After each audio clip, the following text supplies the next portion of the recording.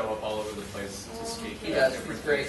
But it's interesting you bring that up. That's something I'm looking at in 2011 is trying to maybe create some kind of a speakers bureau so there's more of us to get out more, because the number of requests are increasing. People are, the last couple of years, people are a lot more interested in waste and trash, recycling, composting, and all of that. And so there's almost too many requests sometimes at certain parts of the year. Well, there's a big need because for myself now, I'm alone. I'm alone. I don't cook much, but my recycling every 2 weeks is overflowing, and my garbage we got 2 weeks. And so there's a lot of people in the same way. And if they knew the importance of it, which is what you're telling us, that might change their thought thinking. One last thing that I want to put a plea in. There is no better way to learn the trash biz than to be involved in a waste sort. When we literally dump everybody's recycling and garbage containers and go through them piece by piece and make 19, 21 separations, weigh them all, gather that data. If you want to understand garbage, that is the best way to do it. We are going to be doing at least 2, probably 3 garbage sorts as part of that sewer recycling pilot. And so what I may do is when we're getting ready to do those sorts, we use volunteers. We will keep you safe. We're not going to let you get stuck or be exposed to anything truly unhealthy. But it is very eye-opening.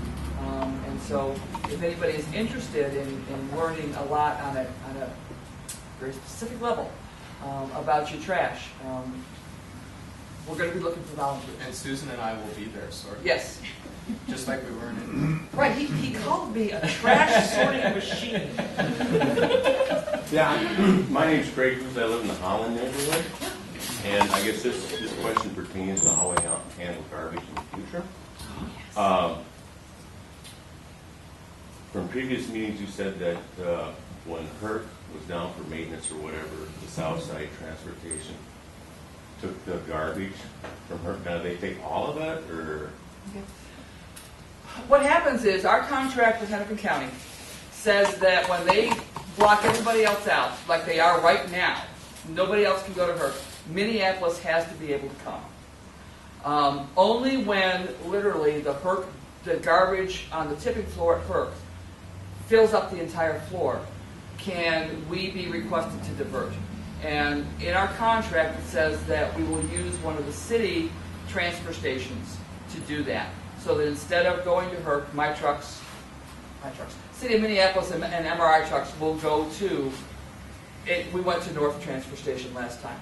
That's happened once for 7 days since 1992. It happens very, very seldom, but I can't take the risk of not having an alternate place from Herc.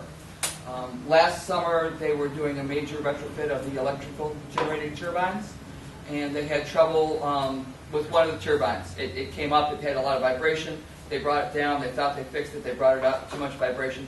They had to send it back to Houston. Instead of a 3-week outage, it turned into almost a month-and-a-half outage. And Herc just can't store a month-and-a-half of Minneapolis garbage. That's 300 tons a day of stuff that goes to Herc. So Hennepin County did ask us to divert for I think we were 7 days. So this proposed facility, Yep. are you going to be able to handle 300 tons Oh yeah. a day? Yeah. See, the beauty of a transfer station is that it's just a place for my garbage trucks to go, and then the stuff goes out right away. According to Minnesota state law, garbage at a transfer station cannot be stored overnight. At Herc, they can store indefinitely. I mean, however long they need to. At a transfer station, state law says that you cannot store overnight. So that tipping floor has to be clean at the end of each working day. So what you do at a transfer station is you design them to be in and out. My preference is within 2 hours, just because it's easier to manage that way. When you let stuff build up, then you're always playing catch up. How many truckloads is 300 tons? On a garbage packer, 300 tons is 14, 28 garbage trucks. 20 garbage trucks. But remember that they're 20-ton semis. They're taking stuff out. So 20 into 300.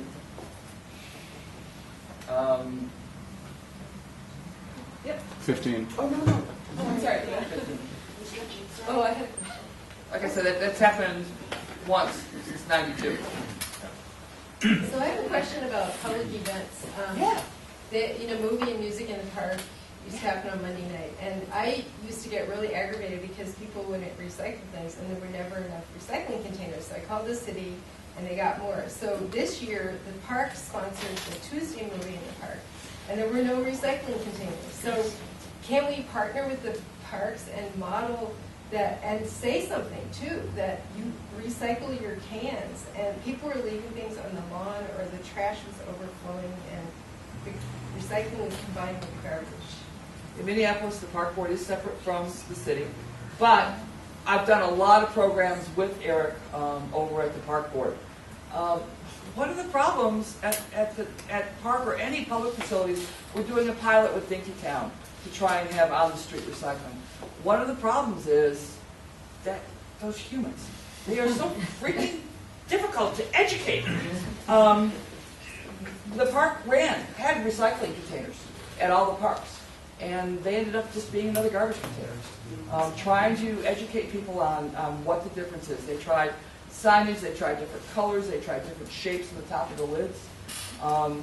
Now, if you have an event, you can rent an organics cart or a recycling cart from the city of Minneapolis from your event. For your event, we can rent you bunches of carts.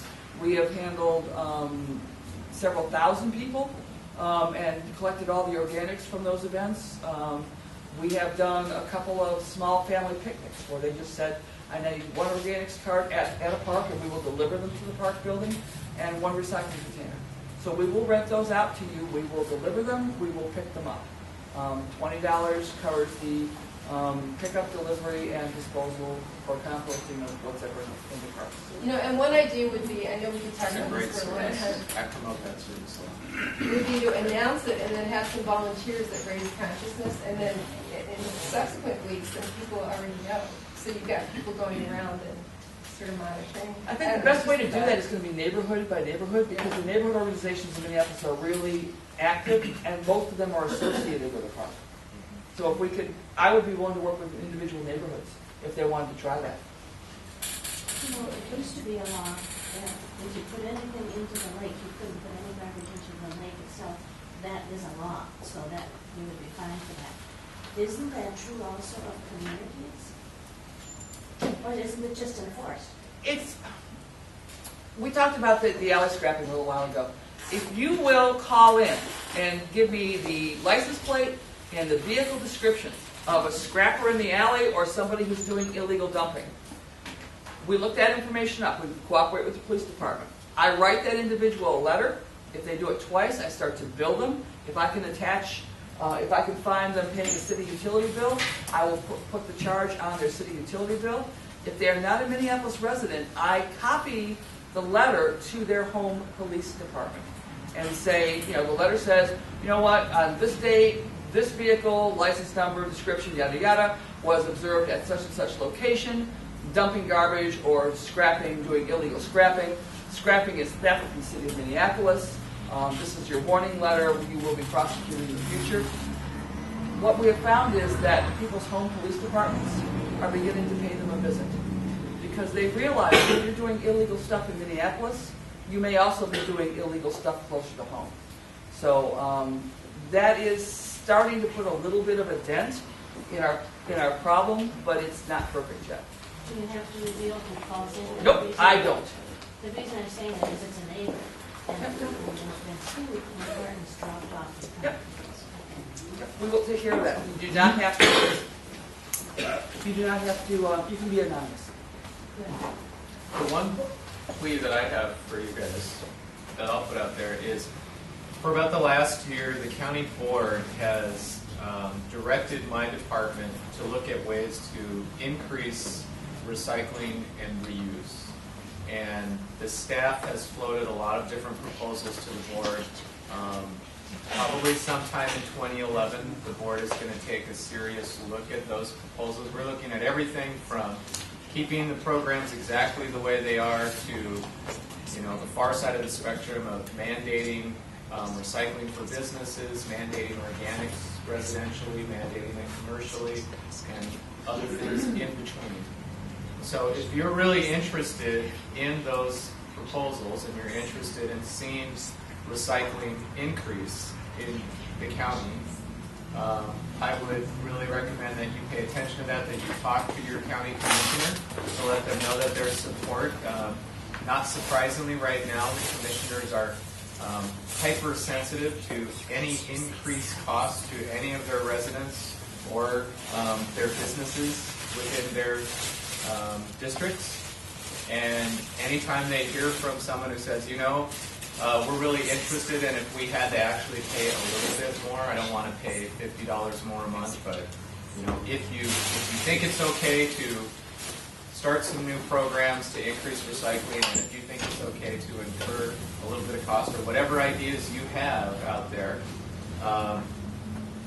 the commissioners hearing from constituents would go farther than them hearing from county staff, because they're very interested in doing something different, but they're also very sensitive to any kind of backlash at all.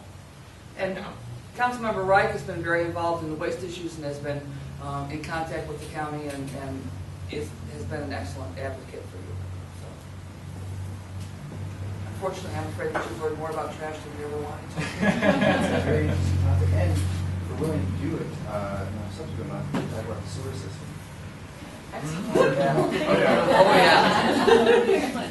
That's all going downhill, Kevin. We go that route. I want to thank, I'm sorry, at Northeast Co-op, you've also had a recycling program in the back. Has that been reinstated, or is that still Plastics active? recycling? Is that what it is? Okay. Yeah, oh no, it's still going on, yeah. And you can find information on our website about that and also in the store. I want to thank both of you so much for coming. It was really, I know personally, it's very helpful and actually inspiring in some ways. So I really appreciate it. A round of applause. Same time next Thanks month. for showing up so early in the morning Yeah, to hear about appreciate it. trash. Have a good day.